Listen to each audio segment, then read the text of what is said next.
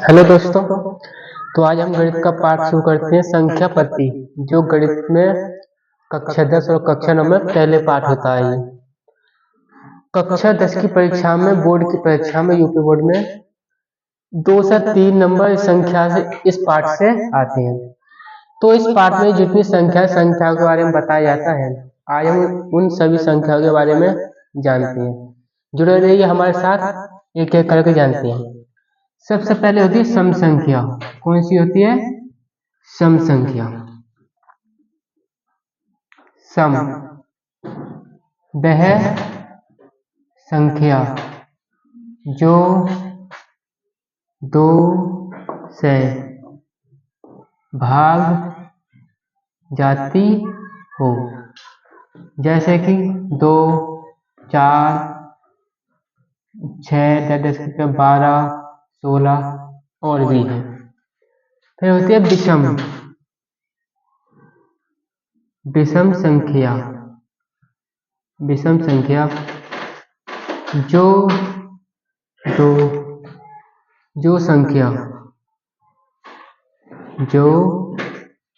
संख्या 2 से भाग नहीं जाती, जैसे 3, 5, 7, 9,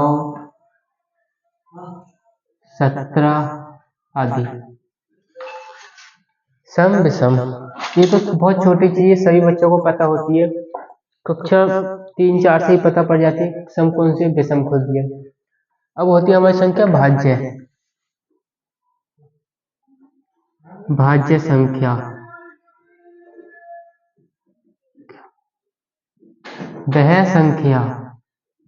संख्या जो 2 से अधिक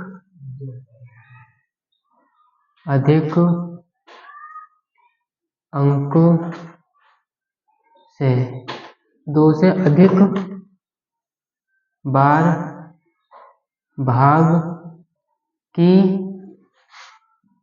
जाती हो, जैसे कि हमारा 4, 6, 4 के 2 से ज्यादा गुणनखंड होने पर 4 के कितने गुणनखंड है? 4 को हम 4 से भाग करने पर 1 आएगा।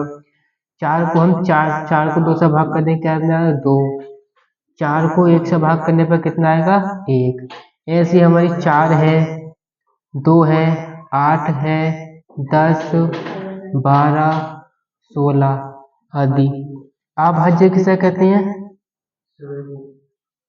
अभाज्य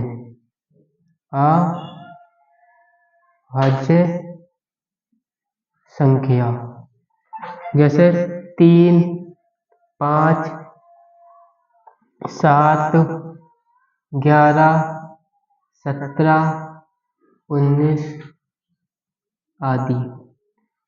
और 2 भी हमारे एक भाज्य संख्या होती है। हमारी एक संख्या दे देता है, पूछता है इन संख्याओं के भाज्य गुणनखंड कीजिए, अभाज्य गुणनखंड कीजिए। तो ये हमने समझ लिया। अभी सीखते हैं हम परिमेय और अपरिमेय संख्या किसे कहते हैं। इसे हम मिटाते हैं पहले।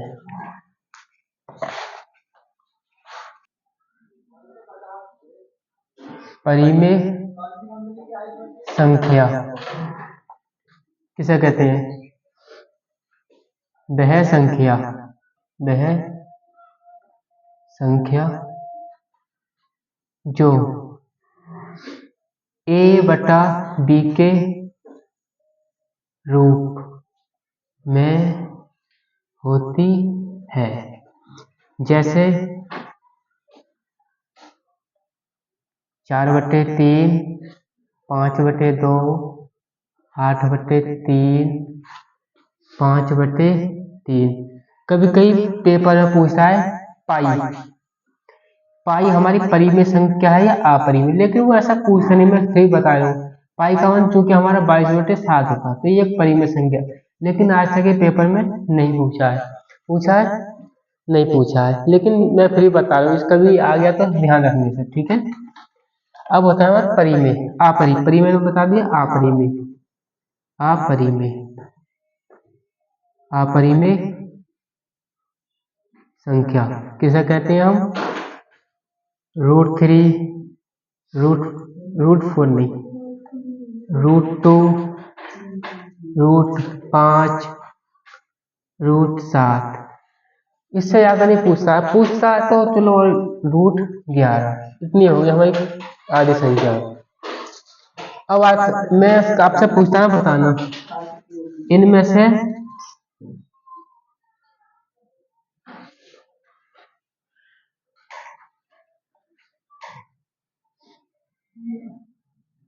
अपरिमेय संख्या कौन सी है, बताओ।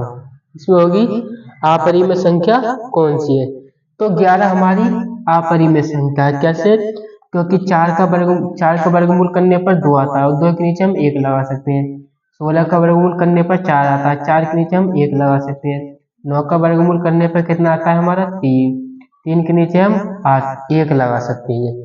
ठीक, हमने सम संख्या समझा दी, विषम संख्या समझा दी, भाज्य, अभाज्य, परिमेय, अपरिमेय। अब आती है हमें सहभाज्य संख्याएं। कौन सी कहती है? सहभाज्य भाज्य संख्या।